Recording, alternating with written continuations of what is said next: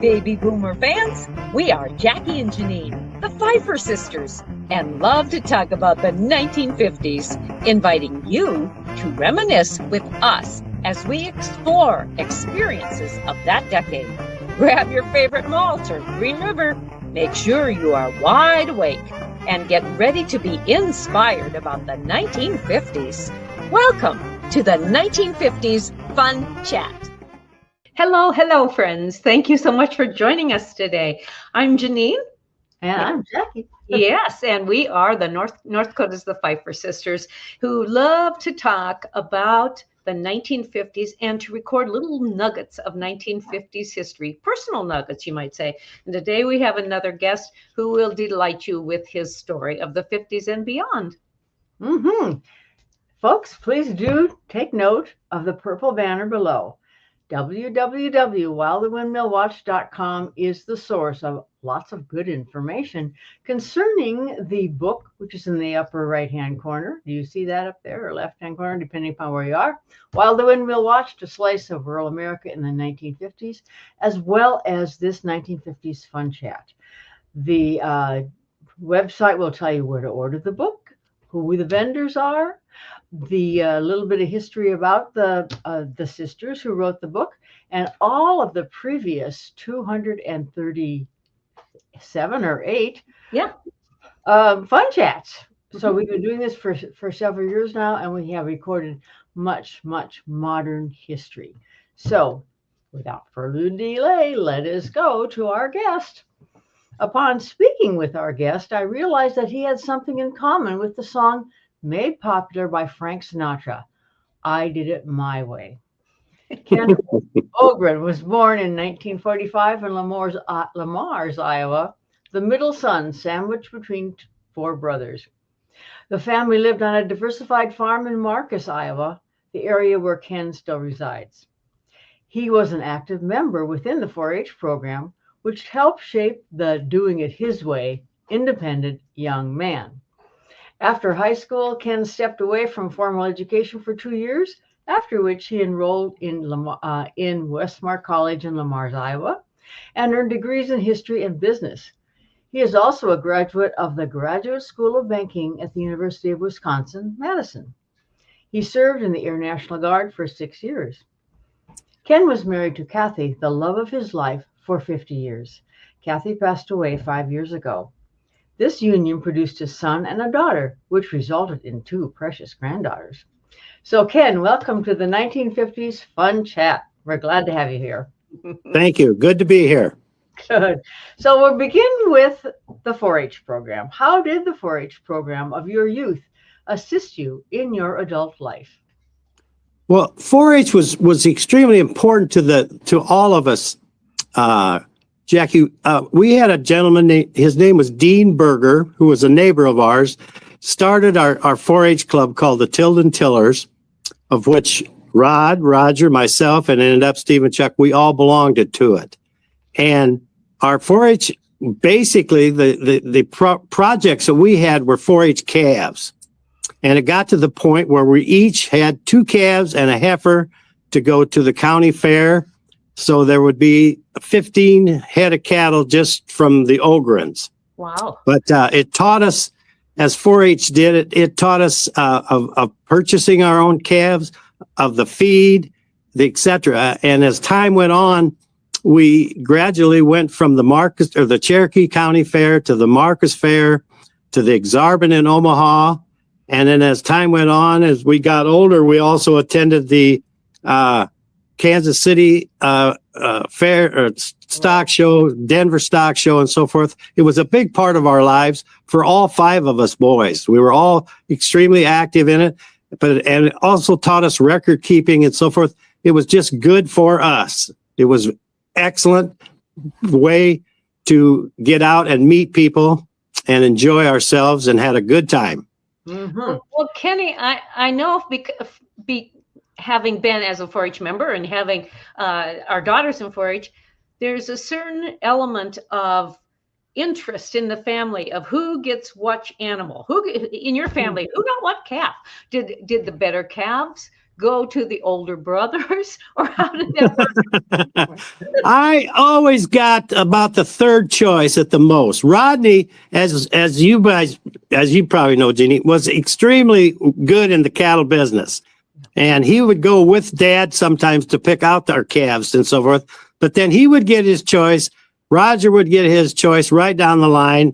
And so Chuck was on the end of it and so forth. But by the time they got to grown up and weighed 1,100 pounds, sometimes the what we thought was the poorer one ended up being the better one. So you don't know. But it taught us a lot, and we were really active in it. It was good for us. It was good for all of us. It really was. 4-H, and then that's why I kind of went, and I've been on the Iowa 4-H Foundation, help raise money and stuff. It's a great program, whether it's cattle, hogs, grain, sowing, whatever. It's good. It's really good. We can attest to that. So beyond 4-H, tell us what you did during your gap year, those 2 years after high school and before entering college. Well, it was somewhat called finding yourself. Yeah. I was offered a track scholarship in high school, but I didn't take it. And then I started showing cattle, and I went from one show to another. I took other people's cattle and showed them out. And it was I wanted to do that. I wanted to try to make some money doing it.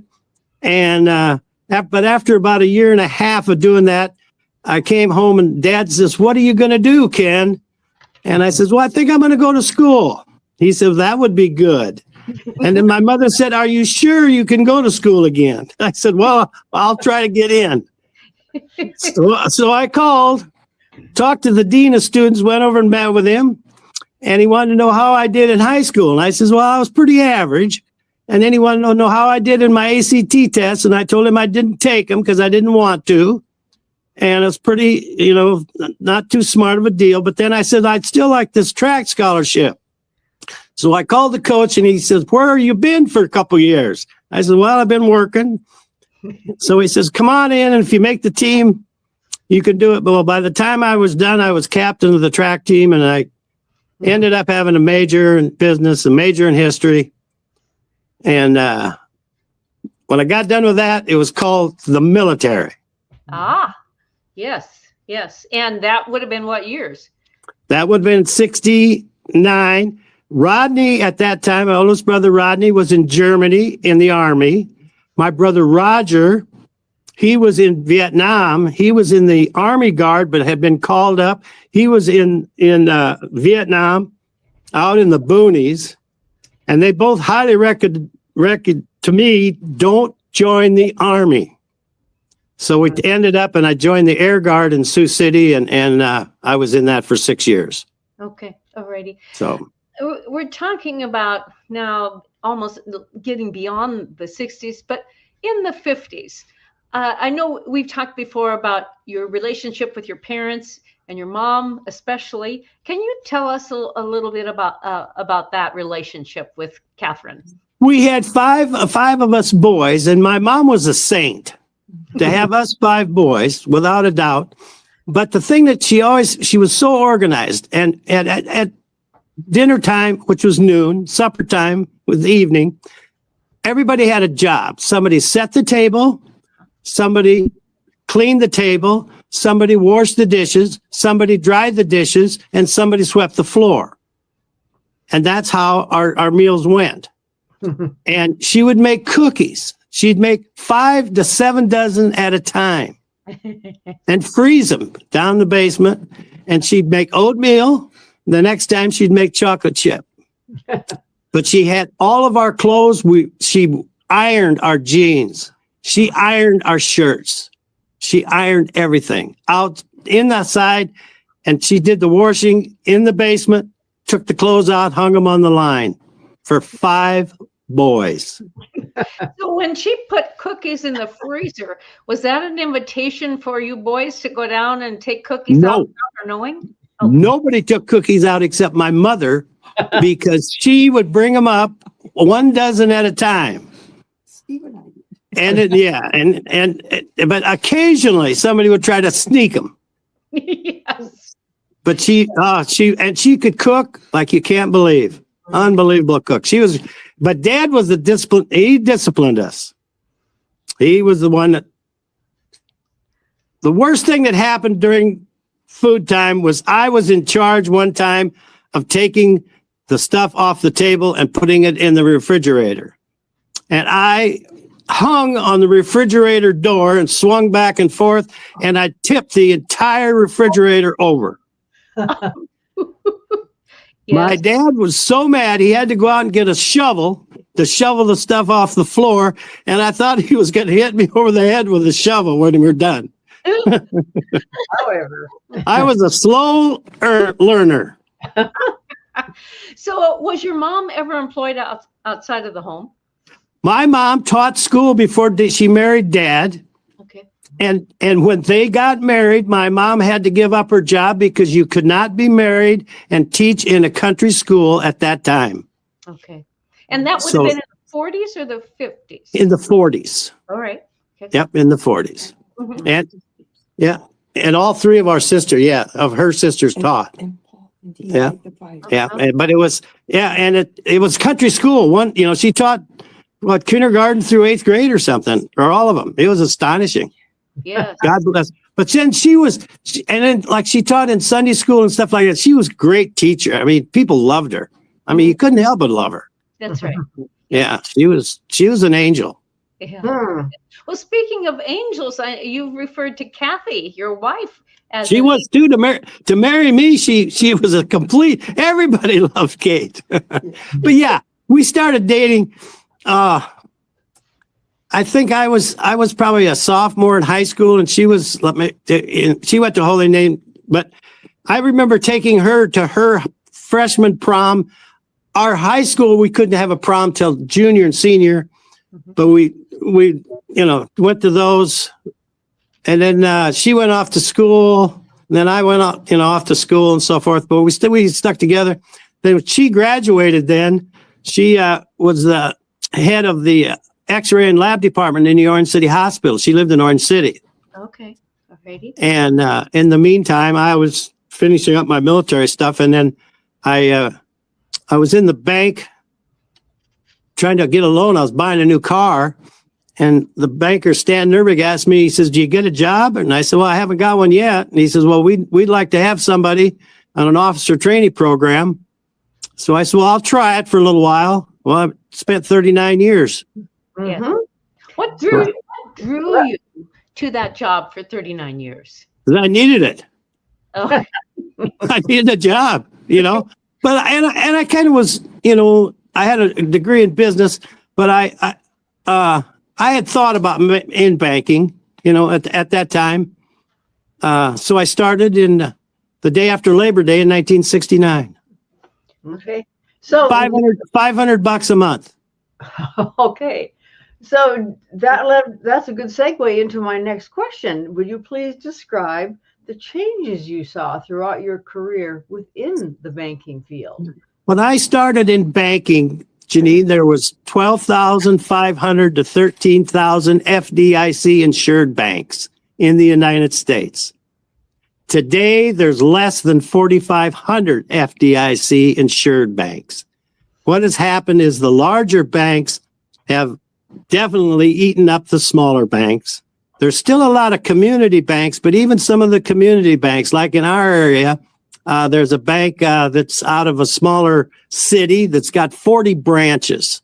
So there's lots and lots of branches. Yes. And that is what changed. Plus, what has changed so dramatically and cut down on employees, et cetera, is the banking, the online banking has just changed it. Unbelievable. Mm-hmm. People have direct deposit. They have all their check or all their stuff paid automatically. My bank at one time had 5 teller lines. Now we've only got 3 that are active because there's just less people coming into the banks. So as bankers, do you appreciate that fact that your customers are using online banking, or would you rather see them? Well, as an old-time banker like myself, I would rather see them. But in today's world, Ginny, that's all changed. It's all changed because the people today, they want it convenient, and that's what it is. It's convenience. They like that, and it works. It's expensive for the banks to have it, but yet the customer they really like it. Everybody's got an ATM card, and everybody's got ATMs, and that was something that we didn't even have, but now it's unreal. Back in the 50s and 60s, was there even drive-up banking, or is that when that started? Very few. And I can recall even when I told the vice president of the bank that we needed a copy machine. He said, "Oh, what would we ever use a copy machine for?" I mean, it was, and it's the same way with a drive-up. Oh, nobody will use a drive-up. Well, we had put one in, and they're still using it today. I mean, it's convenience. People like convenience. Yes, that's very true. What experiences might you have had as a young boy with banking, perhaps in relation to your 4-H projects?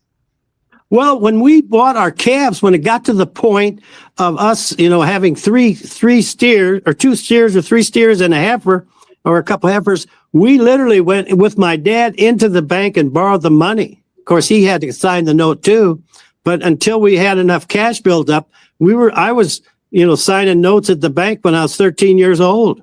Mm-hmm. And that's how we learned. Yes, for sure.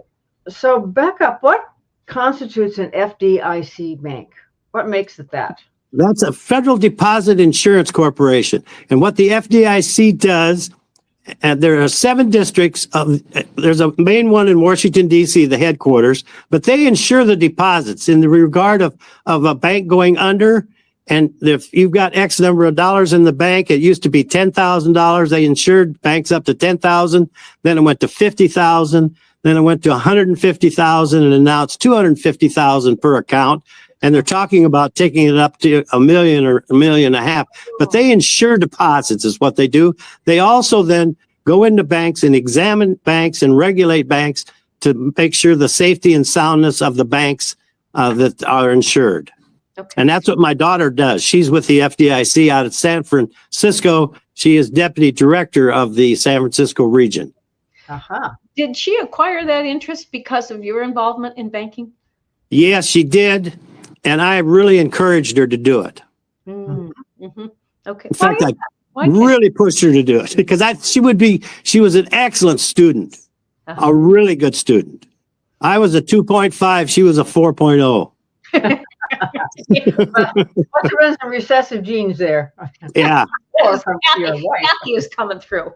That's right. That was her. But Shelley, she's got a good job, but she travels immensely. Like the other day I talked to her, she was on her way to Washington, D.C. Then she's been working in Chicago. She was in Ohio, Columbus, Ohio, and she travels a lot, but she's single. Yeah. She likes San Francisco. More power to her, but she's good at what she does. Mm-hmm. Have you had, going back to your banking experiences, have you had any exciting things happen in your bank with your customers or? We had a robbery. A robbery? Yes. With a real gun. With a gun. A real gun. Armed robbery. Okay. I was myself and a guy named Bill Miller were in the back door by the bank, by the back door.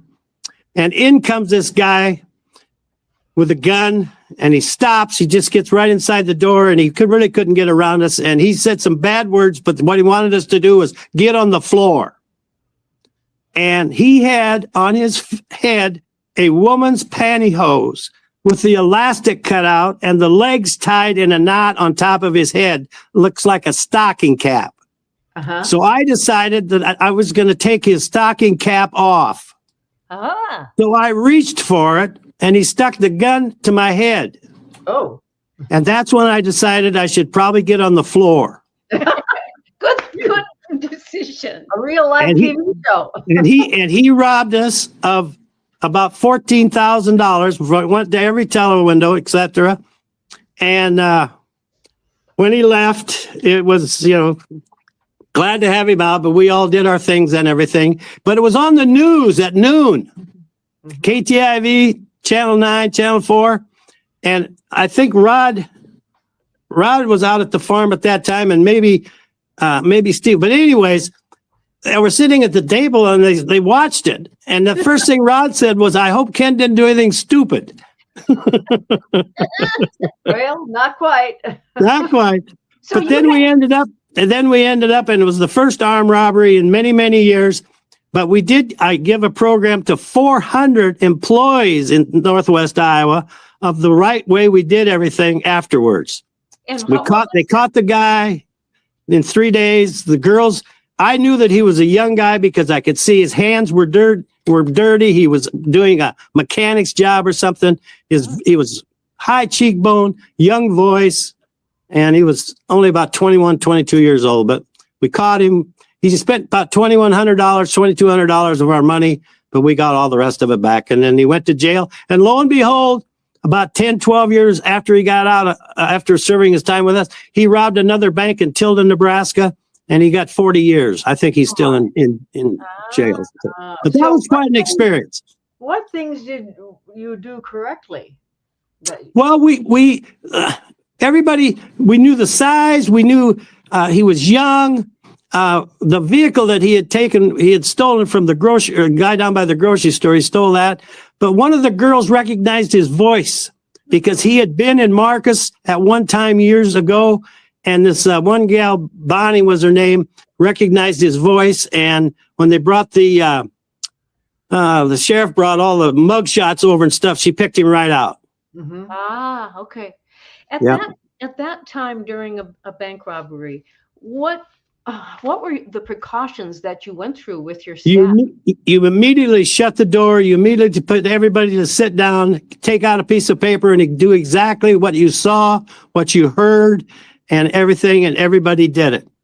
Mm-hmm. And first, the local cop came in. Of course, he was all excited and etc. But then the sheriff came in. The county sheriff came in, and after that, the Iowa Department came up from Des Moines. They came up, they got there, but in the end, the FBI showed up, and they were top notch. Mm-hmm. By the time they left, they knew he was young. They knew, that he was inexperienced, et cetera, and et cetera. But the FBI, but like I say, 2 days later, they had him. Yes. So. If you were to have gone through that experience again, would you have changed any way in which how you responded? Yeah, I wouldn't have tried to take his mask off. Okay. Did you think that gun was loaded? Oh, yeah, I did. It looked like a gun. It felt like a gun. But I mean that it was loaded, or was he just trying? I have no idea. Okay. I have no idea. But I just didn't think. My first impression was he was not going to rob my bank. Mm-hmm. Mm-hmm. However, which was not the right impression. And when I was laying on the ground, I thought to myself, that was pretty stupid of me to try to do that. But that was after the fact. Yeah. Well, you went with your gut. That's right. That's right. And did you have any devices in your bank at the windows? Let's just say after that, there were tons of banks that ordered new equipment because everybody had crummy equipment, never thinking it was going to happen. The people sold a lot of new equipment. Let's put it that way. Okay. So was there a button on the floor that your tellers could have stepped on? No, not in those days. We didn't have it. Maybe the city banks did, but out in the country, we didn't. And like I say, when we had that program over in Storm Lake and they had all these employees, we found out there was lots of banks that needed to upgrade their systems. The big city banks, Sioux City, and they had that kind of stuff, but we didn't. Well, we never thought anybody would rob us. Yeah. And they may never now again. Well, you were a good role model. Yeah, that was like I say, my brothers knew that. They hoped I didn't do anything stupid. Well, you got away with it. I did. That's right. We got our money back too. Most of it. When you told Kathy about that experience, what was her reaction? She says, She said, it was kind of dumb, wasn't it? And I said, yeah, I was kind of dumb. Hindsight's better. But she says it was kind of normal. She said, I knew you wouldn't act like everybody else would act. Got on the floor. You didn't want to get on the floor. I said, you're right. Yes, that's right. Well, banking, during your tenure as president of the bank, certainly had some issues during the decades. Can you tell us about any specific issues in the banking industry that really helped grow and shape the next era of banking? Well, I think we all learned when the interest rate for farmers borrowing money went from 7% to 19%, it was impossible for the farmer to make money. You can't take that much interest, and the people that had the debt, and it just grew and grew. I mean, and they let the interest rate go. We were charging 18, 19%. We were paying 14% on CDs and stuff, and it just crushed the industry. And agriculture, which we know works on a lot of borrowed money, all throughout the state, throughout the Midwest. And those people that had too much money, it just crushed them. Then the banks went under. Then, we lost a bank in Cherokee. We lost a bank in Aurelia that went under. And so it was just an absolute disaster. And hopefully it doesn't happen again. I don't think it will. But if it does, I don't know how you would prepare for that high interest rate again. It was a killer. Absolute killer. And there was, it made it just difficult. Good people, good, hardworking families went broke. Yes. And it was unreal. Was there ever any psychiatric counseling to help with those farmers? There was some, yes. We didn't specifically have it, but I know what we had is individuals. We would sit down with the farmer and try to work something out. And our little bank or our small bank and stuff, we always made a little bit of money, but we didn't make it much money. But we sat down and did things to help them. We forgave interest. We forgave loans. We took loans and re-amortized them. We did everything we could, and most of the people survived, but not all of them. But what happened then is a lot of the younger guys, middle-aged guys, all went and got a job somewhere, farm still, but got a job at Wells over to Lamar's, at the Blue Bunny, at different places. They got, and the wife went back to work too. Yeah. That's how they kind of made it from the beginning to the end. Were there farmers or maybe farmers' wives who were very timid about even coming into the bank to talk? A lot of farmers' wives knew nothing about what their farm, how much money they had borrowed. A lot of farmers never ever talked to their wives about this at all. That's just the way farmers were. Now, some wives were absolutely involved, but some of the wives had no idea how much money was borrowed. Okay, and what was the most serious thing that happened in the banking industry? Because the whole thing was the amount of banks, especially small banks that went under, that were taken out. Banks that had been around for years and years, decades and decades. And it taught us that you can't, when interest rates get this high, you got to put the brakes on the borrowing. You can't continue to build that debt up with the high interest. We found out you needed another income. You could still farm, but you had to work, like I say, at Wells. You had to work at the elevator. You had to work at Sansa's. You had to work somewhere. And then the wives, a lot of them, like I say, went back to work as well. Did you require that as a bank? No. Okay.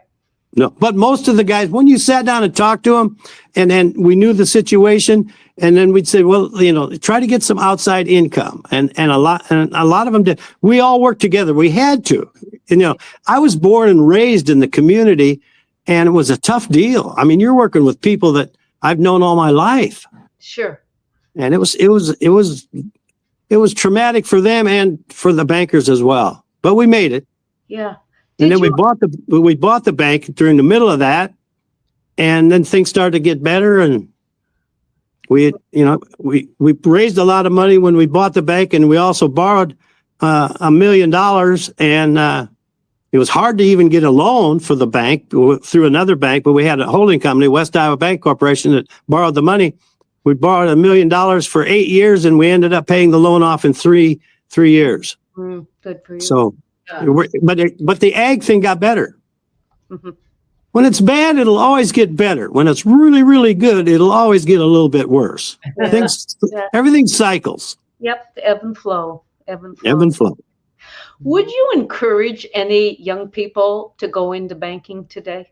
Absolutely. Absolutely. Especially, to me, especially in the communities like ours, where you've got the personal contact. It's good. And it's fulfilling. It's good, people. And women have, don't get me wrong, but when I started in banking in 1969, there were just not any women CEOs. There just weren't very many at all. And that's all changed. Mm-hmm. And if you don't believe me, call my daughter. She'll tell you. Yes.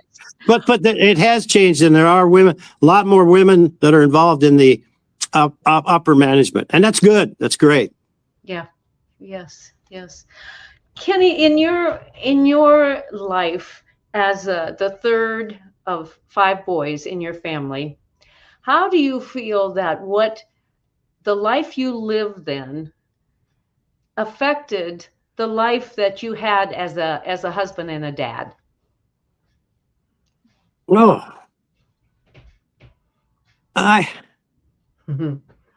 that's a tough question. I think as a dad and stuff, I tried to teach my kids to respect everybody and not to be maybe as driven as I was. I was really driven to try to do things. Mm-hmm. And that kind of spilled over to causing some problems. My wife, Katie, was so sweet, and everybody loved Kate. It ended up that everybody doesn't love me, but I put myself in a position where I wanted to succeed, and maybe I was pushing a little too hard. And I think I've told my kids, and they've done this too, that you got to sit back and relax a little bit. Took me a while to figure that out. Yeah. Okay. But I had great people to work for me. Great people. Good. How did you sift through, or going back into banking again, how did you sift through those applicants who wanted to work at the bank? Well, the main thing I wanted to do is they can communicate good with people. Uh-huh. People like that you can communicate. And it's just not, hi, how are you? But it's actual communication. You're talking and visiting. And that really opens up a lot of doors. Sure. And people like that. Well, trust. Yeah. Yeah. You have to have that trust. And then they like, we always, we had dog biscuits when they drove it to give to the dogs. We had candy to give to the kids, and stuff, so that they wanted to come in to the bank. And people, like Kay would bring the kids, kindergarten and first grade kids down to the bank, and then tour it and stuff. That's what a community bank's about. It's local, but there's not a lot of community banks left. What is going to keep your community bank going into the next generation?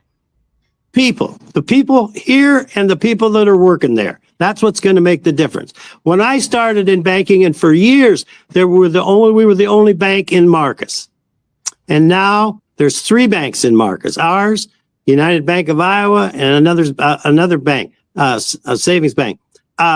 So there's been an expansion of the branches and stuff. But my people, and I'm out of it. When I turned 61, I was done. I said, I'm out of here.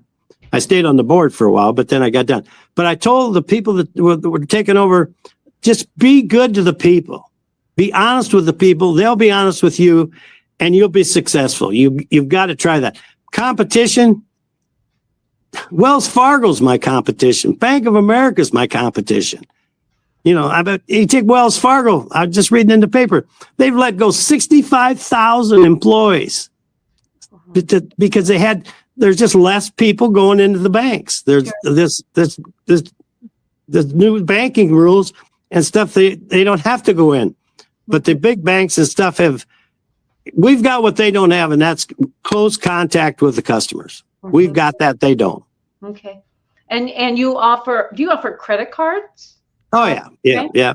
Everybody does that. And we used to spend a small bank like ours, we used to spend, on that kind of stuff, debit cards and so forth, $30, $40, $50,000 a year. Now they spend $300,000 a year on all this stuff that they've got. Do you remember, going back again, do you remember a time in banking when people, other than farmers coming in for business loans or others coming in for business loans, but do you remember a time when people didn't operate on credit? Oh, there are people that run that way, that do that absolutely do not borrow money. They are. The other kick has been credit cards, and to me, credit cards are great. But the problem with credit cards is people don't pay it off, and instead of paying 9% interest, they're paying 30% interest and so forth. Lordy. The average person, I think, in today's world, keeps about $6,000 to $7,000 on their credit cards at all times. Really? Wow. The big banks that issue those credit cards make humongous amounts of money off people paying 25, 30% interest. They love that. And we thought 19% interest was high. Oh yeah, but people with the credit cards that pay that, it's ridiculous. But that's the way some of them operate. Yes. Oh my goodness. Oh goodness. So you touched a little bit on this, but how have your personal goals changed? You did, as you say, touched on this.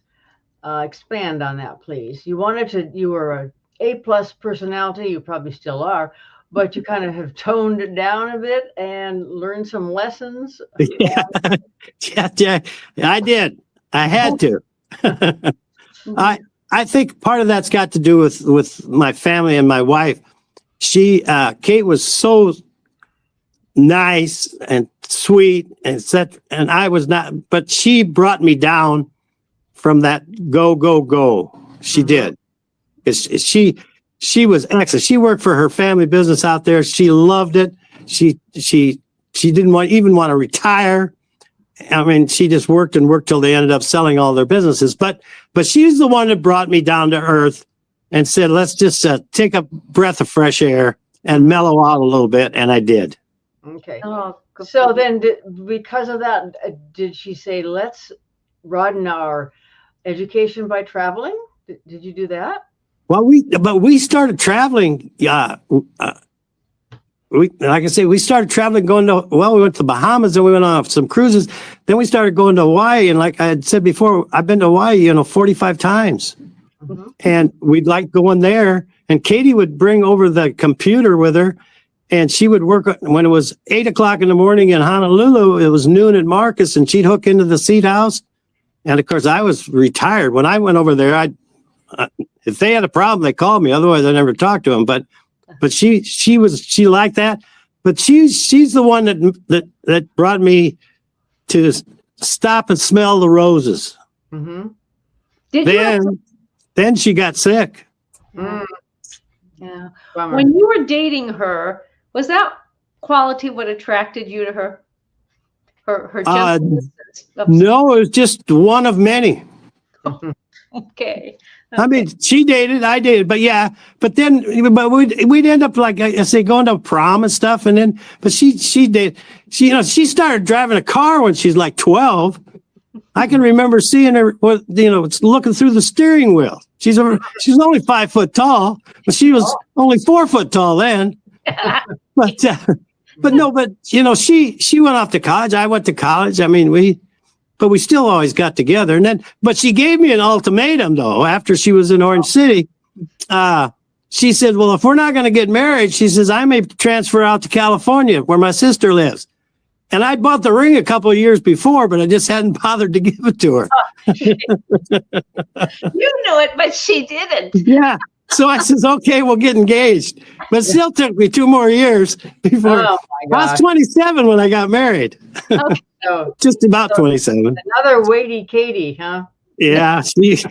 That's cool.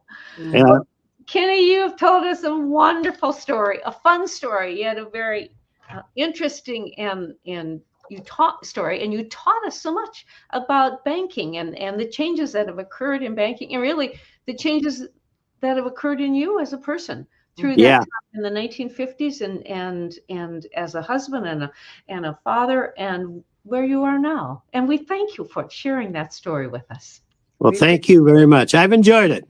Good. Okay, Jackie, can you close it worked out, didn't it, Jackie? It worked out? Yeah. Yeah. You did it your way. There you go. Okay. Thank you, ladies. You're welcome. Okay, we'll close out. Hold on. Yeah. Okay. We want to thank you all for watching this fun chat and encourage you to come back next time when we begin to delve into the history, the modern history of the 50s, before and beyond. So until that time, tell your friends, even your relatives, about the 1950s fun chat. Till then, toodaloo.